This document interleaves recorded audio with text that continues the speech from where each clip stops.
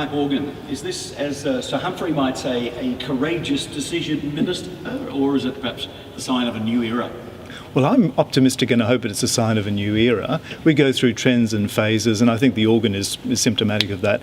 And the more people are interested in the great tonal varieties and dynamic contrasts of the organ, and they're sort of rediscovering it new, something that wasn't in for certainly in the 70s and 80s, and people are rediscovering that and going, wow, listen to that sound. Chris, how does the ANSCO, the Australian and New Zealand College of Organists, fit into all of this?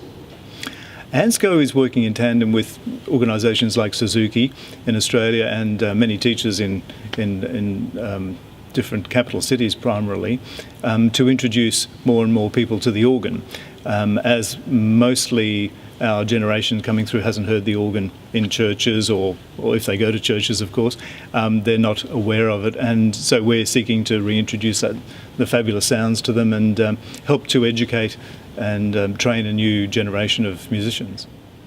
So obviously encouraging learning is very important, Chris. How does all of this encouragement work out in practical ways? ANSCO runs different programs for different age demographics, and the one that we run for primary and early secondary school children is the All Stops Out presentation in Melbourne Town Hall annually, where we have hundreds of kids come in and experience the organ live and play it and do various other activities. For the more general community, there's a music series every Friday lunchtime within Melbourne University, which is a 40-minute recital. And the NextGen concerts, which we put on twice a year, are for young and developing organists to have a platform to perform at. So, and now, in fact, speaking of the NextGen concert, the next one is at St Patrick's Cathedral right here on Sunday, April 30. So what should we expect when we see this one? Indeed, this is a really exciting move, and it's really good to share the two NextGens between the Anglican and the Catholic cathedrals. And I'm very grateful to the administration at St Patrick's for allowing us to hold this first event here. And at 1 p.m. there will be a Discover the Organ Day, which is basically a supervised console where people can come in from the general community, see how the organ works, play a few notes, maybe play a duet with me or something, and in a supervised environment see how the organ functions, and hear, of course, the fabulous sounds that come out of it.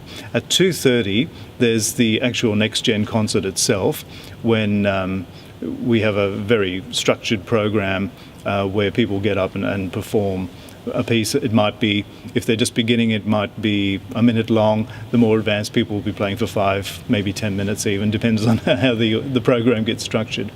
And that is a paid one, and we take the money and divide it up between the performers, so they actually get something for performing, which for students I think is a fairly rare thing.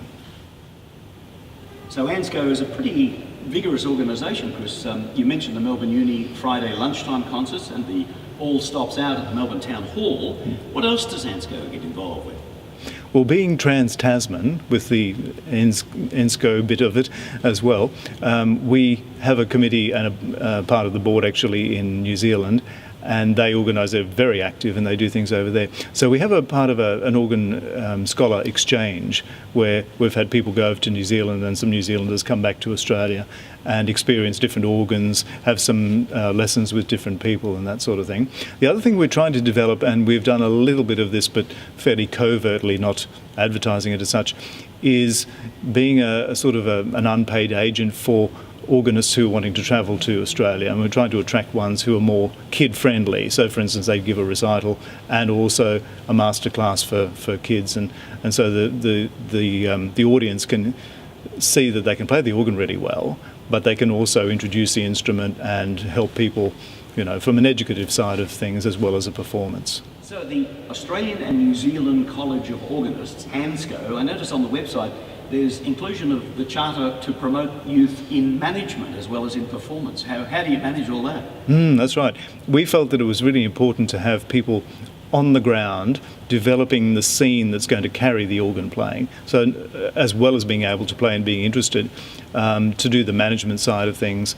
Some people may remember MIFO, the Melbourne International Festival of Organ and Harpsichord. Things like that, if we are to get those going again, we need people on the ground to actually do the management. So that was a really important side of things. And as always, social media becomes a very important part of all this, and I'm sure that a lot of your young people are involved in that too, Chris. That's right, yes. Our young people are really important in developing the Facebook page, the website, which has just been revamped and is quite amazing. I couldn't quite recognise it when I opened it, it was so good. And we've got a YouTube channel as well with extracts from the NextGen performances. So they're really involved in promoting the organisation as well as being part of it as performers. On that website I see the Antico Academy Appeal gets an honourable mention. What is that about? How does that work? We set that up when the company was being formed, and it's proved a really important avenue for people to donate. So we've got people who follow us around and go to all the music concerts and various things, and they've been very, very generous donors. This has allowed us to actually employ Megan Stella, who's a very able young arts administrator and performer. And we've put her on a part-time function, obviously, who don't have that much funds yet, and she's doing really valuable work promoting ANSCO through media and contacting people, doing phone outs and that sort of thing. Very, very important admin work. All power to Megan. It sounds like you've got a whole raft of really talented young people working in there with you, Chris. That's right. We've got a whole lot of up-and-coming people who are not only really good players but also developing arts administrators. Edwin Kwong is one of those really standout ones. Edwin has over the last 4 years now been administering and playing many of the music concerts at Melbourne University, as well as being a fourth-year student in his own course and doing all that work. But he steers those really well. And so every Friday during term there is a 1:10 p.m. Concert somewhere within Melbourne Uni. It is quite amazing. Well, it's a big undertaking. It's a vital performance target for students to meet. Thank you so much, Chris, for the outline of all these projects. It does sound like there's a very full agenda. It is. It's very full, but can I say also on a philosophical note that these things I think are worth undertaking because of the cultural worth that they have and the I think growing intersection that people have with those old things that have been passed down to us, maybe have been forgotten for a while, but I think amidst all of the tensions and the clashes that are happening around the world and the angst that's around, this is actually one thing that people are going, actually there's something of great worth here artistically, and they're coming back to it. I'm just hoping that ANSCO can play a small part in that process. Beautiful. Well, thank you so much, Chris. Remind us again about the NextGen Concert. It's here at St Patrick's? That's right. It's St Patrick's Cathedral, 30th of April. The discovery of the organ is at 1 p.m. and then the actual NextGen Concert itself is 2:30. $15 admission, and it'd be wonderful to see you all here to hear this amazing organ in St Patrick's.